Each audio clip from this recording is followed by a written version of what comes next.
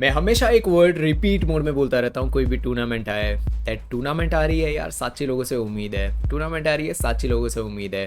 2020 Thomas cup and 2024 Thomas cup का आज हम लोग डिस्कशन करने वाले हैं। आपको कुछ आइडिया आएगा कि क्यों साच्ची हमारे लिए इतनी ज़्यादा इंपॉर्टेंट है। क्यों आपको आइडिया आएगा कि मैं हमेशा बोलता हूँ कि Pranav H S N powerhouse for India. भाई ये वर्ड्स मैं क्यों बोलता रहता हूँ, कितनी बार मैंने ये चीज़ बोली होगी दैट लक्ष्य सेन उस परफॉर्मेंस को लेके आ ही नहीं पा रहे हैं जो इसके कैपेबल है वो। आज थॉमस कप 2020 और 2024 का डिस्कशन होगा, आपको आइडिया आ जाएगा मैं क्यों ये सब चीज़ें बोलता हूँ। तो शुरुआत करते हैं थॉमस कप 2020 एंड 2024 का डिस्कशन। उससे पहले भाई यहाँ पे वो आपको सब्सक्राइब बटन दिख रहा होगा, वहाँ पे क्लिक करो। बैडमिंटन के रिलेटेड टॉप की चैनल मैं बनाना चाहता हूँ बैड एसपी को, एंड उसके लिए आपको सब्सक्राइब तो अभी करना ही पड़ेगा। तो थॉमस कप 2020 से शुरुआत करते हैं। पहली थी हमारी मैच नेदरलैंड्स के सामने, एंड मैच में पहले ही श्रीकांत किदाम्बी ने हमको विन दे दी। देन सात्विक एंड चिराग के स्कोर 21-19, 21-12 अच्छी खासी विन दी। देन साई प्रणीत थे, वो भी जीत गए। देन ध्रुव कपिला एंड अर्जुन थे, वो भी जीते। यस, काफ़ी टाइम से अर्जुन भी खेल रहे हैं, काफ़ी टाइम से ध्रुव भी खेल रहे हैं। बहुत लोग को कन्फ्यूजन क्रिएट हुआ था, उनको अभी भी ऐसा लग रहा है कि ध्रुव, तनिषा, अर्जुन ये सारे लोग हैं ना अभी 2-3 साल पहले ही आए हैं। भाई बहुत टाइम से हैं, मैं काफ़ी टाइम से इनका डिस्कशन भी करता आ रहा हूँ, ठीक है। एंड नेक्स्ट है समीर वर्मा, जिन्होंने उनके अपोनेंट्स को 21-6, 21-11 में डिफीट किया। कुछ उतना डिस्कशन जैसा है नहीं, पढ़ते हैं नेक्स्ट मैच पे। इस मैच का डिस्कशन करने से पहले एक चीज़ मैं आपको बताना चाहता हूँ दैट जब भी कोई ओलंपिक्स होते हैं या फिर कोई टीम इवेंट्स होती है, वर्ल्ड चैंपियनशिप्स बहुत बोलते हैं ना कि वर्ल्ड के सारे लोग जुड़ते हैं कोई एक बड़ी इवेंट के लिए। आप समझो वहाँ पे इंपॉर्टेंस जो छोटी छोटी कंट्रीज होती हैं, छोटी इन द सेंस वहाँ से वो स्पोर्ट बहुत ज़्यादा बोलते हैं ना कि उनके वहाँ से प्लेयर्स बन के नहीं आए हैं। दैट्स वाई मैंने स्पेन के बारे में बात किया था कि कैरोना मरीन उनकी कंट्री के लिए बहुत इंपॉर्टेंट इसलिए क्योंकि स्पेन से वहाँ पे कल्चर ही नहीं है इसका, ठीक है। वहाँ पे कैरोना मरीन बढ़ के आई थी। एंड वहीं पे आते हैं तहीती। भाई आप लोग यहाँ पे स्कोर्स देख सकते हो, मैं स्कोर्स डिस्कस करने भी नहीं वाला।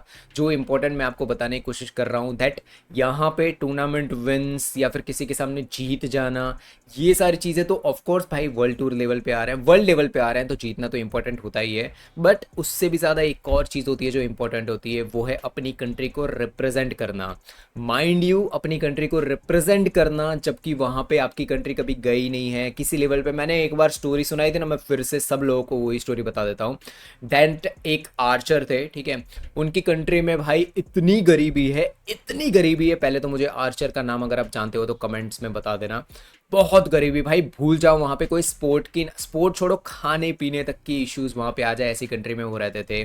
वहाँ से उन्होंने भाई कुछ भी जुगाड़ उगाड़ लगा के एक लेवल तक आए।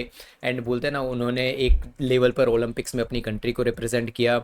माइंड यू जब उन्होंने वहाँ से तीर लगाया, वो बोलते हैं ना कि एक क्रॉस लगाया होता है, उसके बीच में सर्कल होता है, काफ़ी बाहर था। इवन कैमरा मैन भी पकड़ नहीं पाया कि कहाँ पे लगा हुआ था। स्टिल बोलते हैं ना उनके साथ वाले जो लोग थे, जो वहाँ पे और भी कॉम्पिटिटर्स थे, उन्होंने कैमरा जितने भी लोग हैं सब लोग उनको अप्रिशिएट कर रहे थे।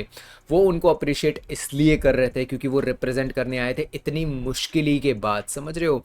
ऐसी मुश्किल, इसको बोलते हैं हार्डवर्क, इसको बोलते हैं भाई आपकी ज़िंदगी में इतनी तकलीफ़ हैं स्टिल यू आर पार्टिसिपेटिंग, ऐसा बोलते हैं भाई आपने गिव अप नहीं किया। ये माइंडसेट सोचो। हमारे वहाँ इंडिया में भाई, मैं अगर मेरी छोड़ो, मैं मेरे आसपास के बहुत लोगों की बात करूँ, मेरी खुद की बात करूँ, हमारे पास कितनी चीज़ें हैं भाई।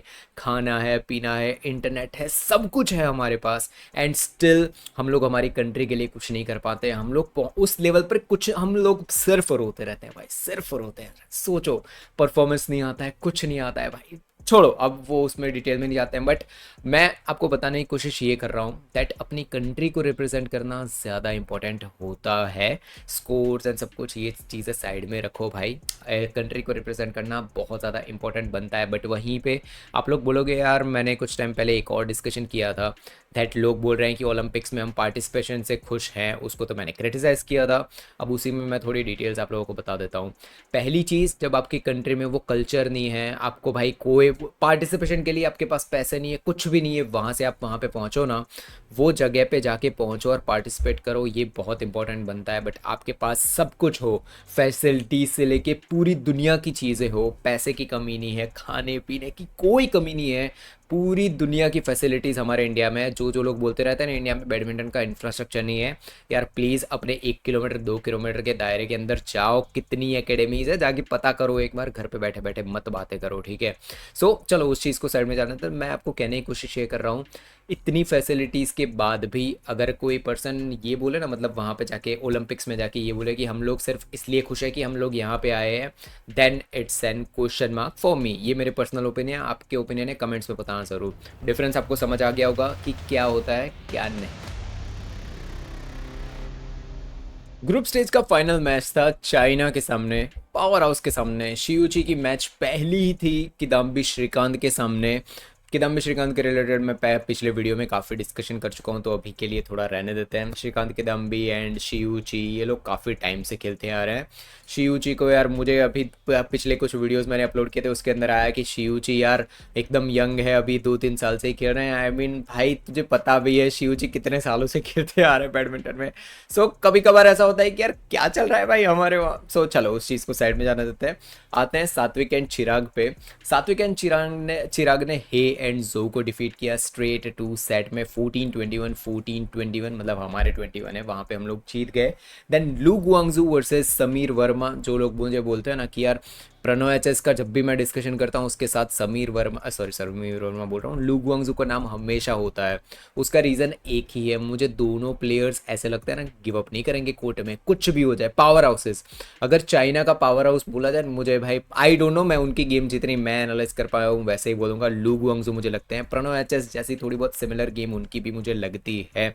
उन्होंने समीर वर्मा को वहाँ पे डिफीट किया थर्ड एक्सटेंडेड सेट में 24-23। I mean come on man, crazy good match it was. Next match के बारे में डिस्कशन करते हैं, जो है लियू चेंग और वोंग उनके साथ थे। उन्होंने डिफीट किया अर्जुन एंड ध्रुव कपिला को 26-24 एंड 21-19 से। कुछ उतना डिस्कशन जैसा इस मैच में है नहीं। एंड फाइनली आते हैं Li Shi Feng versus Kiran George. Kiran George के बारे में मेरे तब भी व्यूज़ थोड़े बहुत ऐसे ही थे, तब तो उतना एनालिसिस मैं नहीं करता था। तब एनालिसिस इन द सेंस कि गेम उतनी ज़्यादा पढ़ता नहीं था, देखता था, मज़े करता था एंड ऑल। बट अभी मैं जब वो मैचेस को थोड़ा बहुत याद भी करता हूँ एंड ऑल, तो आइडिया आता है यस चेंजेस उतने ज़्यादा नहीं हुए हैं। चलो डीप में डिस्कशन नहीं करते हैं, बट बात करते हैं ली शी फेंग की। Li Shi Feng till 2023 was future for China. I mean आप कभी भी ली शी फेंग को 2-3 साल में देखोगे आपको आइडिया आएगा। फ्यूचर इन द सेंस आप नोटिस करोगे कि चाइना बहुत ज़्यादा पुश उनको भी कर रहा है, ठीक है, ली शी फेंग को। लू गुआंगजू पे भी काफ़ी रहा है, बट लू गुआंगजू उस लेवल पे कभी परफॉर्म नहीं कर पाए हैं। It is what it is भाई। एंड चाइना इस चीज़ के लिए जाना जाता है कि उनके यंगस्टर्स हैं, यंग प्लेयर्स हैं, वो आके डोमिनेट करते हैं वर्ल्ड बैडमिंटन को। यंग प्लेयर्स कभी भी उनके वहाँ ऐसे नहीं होते हैं जो आके सिर्फ पार्टिसिपेट करें, फर्स्ट सेकेंड थर्ड राउंड में चले जाए एंड ऑल। हमेशा उनका पार्टिसिपेशन टूर्नामेंट विंस के लिए ही होता है। ये आप कॉमन बोलते हैं ना, पैटर्न देखोगे हमेशा। तो ली शी फेंग के बारे में मैं इस बार 24-25 एंड भाई 26 तो ऐसा लिटरल में मुझे आइडिया नहीं है ली शी फेंग के साथ चल क्या रहा है। ज़ीरो स्ट्रेटजीज स्पाइक कोर्ट पे क्या कर रहे हैं मुझे तो पता नहीं चल रहा है। आपको कुछ पता चल रहा हो तो कमेंट्स बॉक्स में बता ही देना। तो ये था चाइना के सामने, हम लोग यहाँ पे उनके सामने हार गए, अब क्या बोलूँ उसमें यार।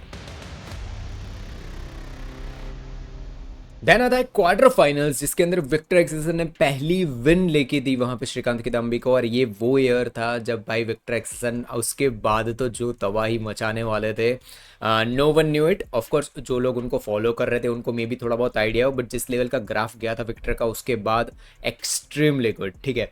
सो आगे बात करते हैं किम एस्ट्रपन में। साक्षी के रिलेटेड वीडियो के स्टार्ट में बात की ना कि क्यों इनका इंपॉर्टेंस है। एस्ट्रप एंड रस्मुसन, इनके जैसी स्पीड बहुत कम डबल्स के प्लेयर्स के पास है। आप प्लीज़ जाकर देखो उनकी गेम, अब ये वाली, ठीक है, इवन ये वाली भी ना देखनी है उनको, 2024 2023 2022 के गेम्स जाकर देखो एस्ट्रप रस्मुसन के। एक प्रॉपर आप किमसीओ को देख के कैसे अमेज्ड हो जाते हो। इवन भाई कभी समझ ना भी आए कि भाई कौन सी स्ट्रेटेजी है, क्या कर रहा है, समझ ना भी आए, स्टिल उनकी गेम देख के मजा आता है कि यार क्या खेल रहे हैं और ये लोग, क्या डिफेंस है। एस्ट्रप एंड रस्मुसन उस टाइप के प्लेयर है जिनको देख के आप इम्प्रेस होंगे होंगे होंगे, गारंटीड है। एंड उनको डिफीट किया साची ने भाई क्वार्टर फाइनल्स के अंदर। स्कोर्स वेर 15-21, 21-17 एंड 18-16, सॉरी हाँ 18-21 सॉरी, वहाँ पे डिफीट किया। एंड ये कुछ ऐसे मैचेस है ना जिनको मैं डबल्स की जब भी मैं क्लासिक्स रखूँ ना, उसके अंदर एस्ट्रप रस्मुसन, साची, इन लोगों के मैचेस आएंगे आएंगे आएंगे, गारंटीड आएंगे। इनके बारे में मैंने डेनमार्क ओपन का भी डिस्कशन किया है कि कैसे वो शर्ट पे शटल टच हुआ था एंड ऑल, वो सारी अलग चीज़ें हैं। बट ये मैच मैं हाईली रिकमेंड करूँगा, प्लीज़ जाकर देखना, बहुत ही बढ़िया एकदम मस्त गेम थी ये वाली, मज़ा आ जाएगा आपको गेम देख के।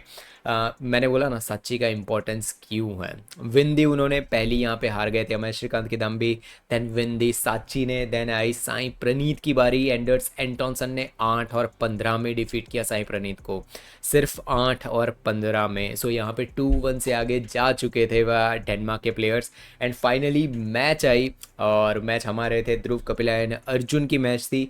मथियस क्रिस्टेशन एंड फ्रेडरिक के सामने मैच थी। 21-16 एंड 21-9 से डेनमार्क के प्लेयर जीते हैं 9।